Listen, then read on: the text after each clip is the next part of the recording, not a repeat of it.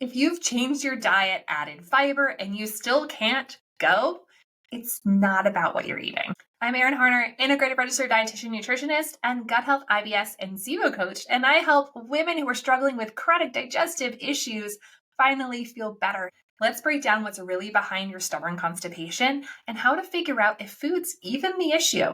The body is complicated. There are so many factors that go into constipation, but let me go through a few of them. Some of the key root causes of constipation are things like dehydration, like just simply not getting enough water or not having enough electrolytes to get that water into the cells. Low fiber consumption can certainly be part of it. So low fiber, not enough water, everything kind of gets hard and stuck. It's like adding a whole bunch of cars to the traffic jam in the gut. Slow motility is another thing. Like the movement of food from mouth all the way out the other end definitely can be a contributor to constipation. What's contributing to the slow motility?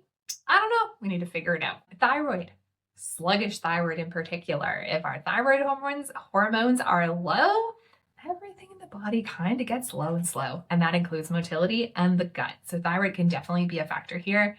Hormones or hormone shifts can certainly be a factor with constipation. Gut bacteria imbalances is a huge one. Are there enough of the good guys and not too many of the bad guys? And is the immune system keeping everything in check? These are really important things to think about when we're thinking about constipation.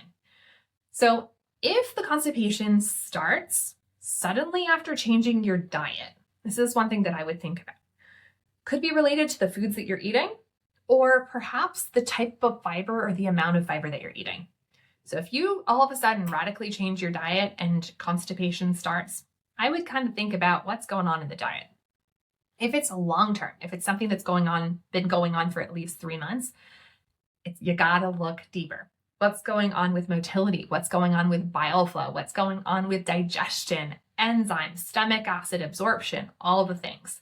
What's going on with the microbiome balance in the gut? The good guys, the bad guys, their production of helpful compounds like butyrate. What's going on in there? So it requires a little bit of a deeper dive than just blaming food. Like, I'm eating these foods, they're contributing to constipation. It's not that simple. Sometimes there are certainly foods that are direct contributors to constipation. One of my love it and hate it foods here is gluten. So gluten acts kind of like glue in the gut. Can it contribute to constipation? 100%, but not for everybody. Sometimes gluten-containing foods can be very helpful for people, but we need to make sure that we know what's right for each situation and we're not just making blanket recommendations that are not good for everybody. When I work with clients, I really help them understand what's going on in there. What's going on with the terrain? How is the food that you're eating interacting with your body? What makes things better? What makes things worse? And that really can help us understand what the best next steps are so that we can clear up some of these things, even if they've been going on for 3 months, 6 months, 2 years, 5 years, or since childhood. Right? So we have to figure out what's going on deeper versus just saying, I'm going to cut out this food and cut out that food and cut out this food. Because remember, the variety of our diet and the diversity in our diet, the more different types of plant foods we eat, the more different types of polyphenols, colors, flavors, fibers we're getting from the food. And that contributes to the diversity of our gut. The more that we get of those things, the more beneficial bacteria we have that do important jobs, like produce butyrate, for example. So when we get these things right and we get them in balance, we can overcome a lot of these challenges. It's not necessarily something that you have to live with long-term or forever. And that's pretty cool, right? There's always something that we can do to support the gut, to support the body, and to support you so you have a better quality of life. So if your constipation feels like it has a mind of its own, it's time to stop guessing and start assessing what's really going on in there. It's not just about the food, it's about how the food interacts with the terrain of the body. What I want to just leave you with here is that sometimes diet and the food that we're eating is a contributor to what's going on. And sometimes the bigger question is what's going on inside? What's going on in the terrain? What's going on in the gut that's contributing to the symptoms that you're experiencing?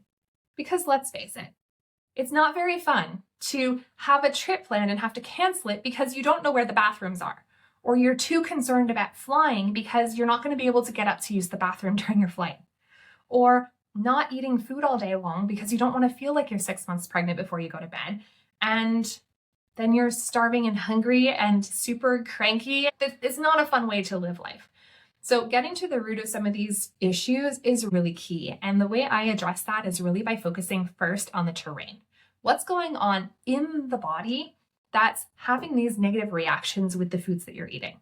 I am a nutritionist, believe me, but we can't always blame it on the food. It's like, how does that food interact with our body is really where the magic happens. If you're ready to finally figure out what's driving your gut issues, I want you to take my free gut clarity quiz. In just a few minutes, we'll help you better understand what's going on in your gut and what the best next steps might be, whether that's switching up your diet a little bit, calming inflammation, or booking a call with me to dig deeper to really understand what's going on and how to best fix it. The link's below this video. And if this hit home for you, I want you to watch this one next.